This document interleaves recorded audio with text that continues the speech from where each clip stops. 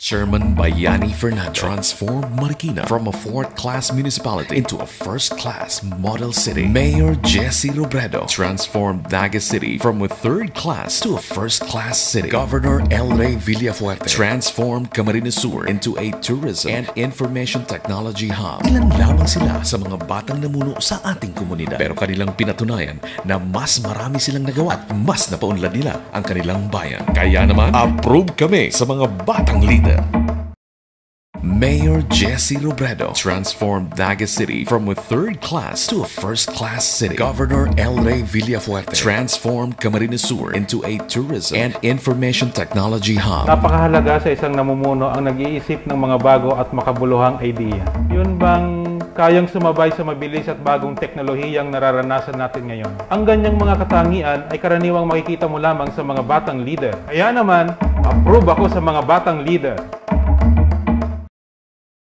Mayor Jesse Robredo transformed Naga City from a third-class to a first-class city. Governor El Rey Villafuerte transformed Camarines Sur into a tourism and information technology hub. Aming mga kabataan ay mayroong iba't ibang mga ideya na maaaring makapagpabago sa ating magulong politika. Ang mga katiwalian ay nakakasawa na.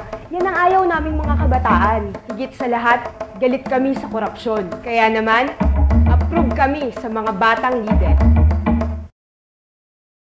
Mayor Jesse Robredo transformed Naga City from a third-class to a first-class city. Governor El Rey Villafuerte transformed Camarines Sur into a tourism and information technology hub. Panahon na kita magkaigwa mga leader na mga aki na iligtas sa ibang lugar na mga aki ang namumuon. Gulpisin ng naisip ng pagbabago. Hindi sa tuyang banwaan. Approve ako sa mga aking leader. Mayor Jesse Robredo transformed Naga City from a third-class to a first-class city. Governor El Rey Villafuerte transformed Camarines Sur into a tourism and information technology hub. Panahon na dapat mamuno sa ating lalawigan kung kinakailangan bata pa para marami siyang magagawa sa ating lalawigan. Matatanda ng naninilbihan, hindi na progresibo at agresibo, hindi gaya ng bata pa. Kaya dyan sa mga batang leader, thumbs up ako.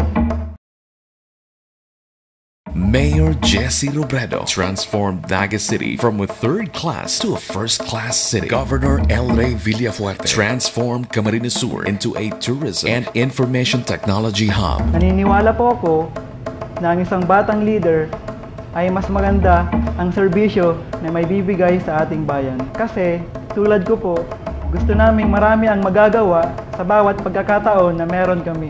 Kaya naman, approve kami sa mga batang leader.